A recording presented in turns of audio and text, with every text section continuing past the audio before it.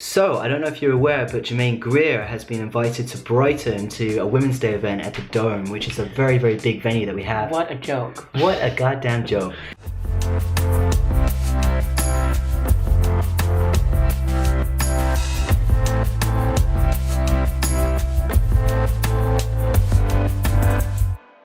So as soon as we found out, we set up a petition, which I'm going to put in the box below. And basically, the main argument about Germaine Greer, first of all, I'm going to rewind. So for those of you who don't know who Germaine Greer is, Al, will you just fill us in? Germaine Greer is a second-wave feminist that's been very prominent in the 80s and the 90s, and the 70s even. She's 78 now. She's been around for a very long time, and she's one of the most prominent feminists today, even still. And she wrote a lot of influential books, a lot of influential articles, and she's generally regarded as one of the sort of biggest feminist names in history. So when I was a teenager, I absolutely adored Germaine Greer, and then I read this book that she'd written in the late 90s called The Whole Woman, and I was like, yeah, right on, sister, oh yeah, this is great. And then I got to a chapter about trans women, and I couldn't believe her views. I was just like, oh my god, this woman has serious issues with trans women. She basically says that trans people don't exist. She's had some crazy quotes in the press before. You can just kind of Google her name, and you can see this, and she says stuff like, what was the one about the Cocker Spaniel? She says that she could have surgery and put ears and tail on herself, but that wouldn't make her a Cocker Spaniel. And I'm just like, I don't know if you know Germaine Greer, but dogs are a different species. Wow, so she's very belittling about trans people. She basically says trans people don't exist. She also says that trans women are just like, really effeminate homosexuals. Yeah, she doesn't believe that, especially for trans women who come out later in life, she says that she will never acknowledge, for example, if you've lived a life and you've had a family and you've had children and then you come out after your 40s. She thinks that you've had like this male privilege when it's actual bullshit, because basically you spent your whole life, just like I spent a lot of my life, just thinking, the world doesn't see me how I actually am, and I didn't get the handbook to life where everyone else did, and I'm inside my shell, and I'm not positive, not confident with stuff, and I'm having panic attacks. I mean, like, basically your life sucks until you start to transition, and you know, you can push it away and push it aside, but it'll keep rearing its ugly head, you know, through panic attacks or whatever, until you deal with it. So that's kind of what I had to do. And you know, Germaine Greer may have been an incredible you know, feminist at the time, making groundbreaking, you know,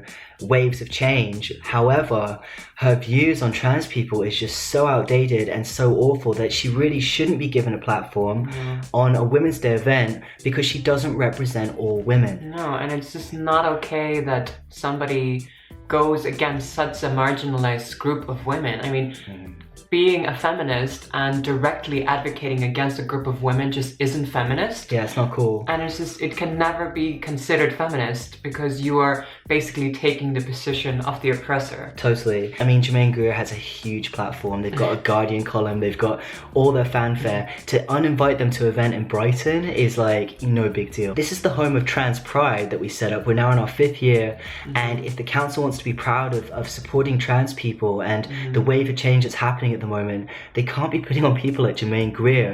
It's an insult to the trans community, really. Yeah, essentially. It's pretty disgusting, and it's pretty triggering for people as well. And I think the reality is, as we've seen with, there was a negative BBC documentary that came out recently, there's often horrific articles about people in the press.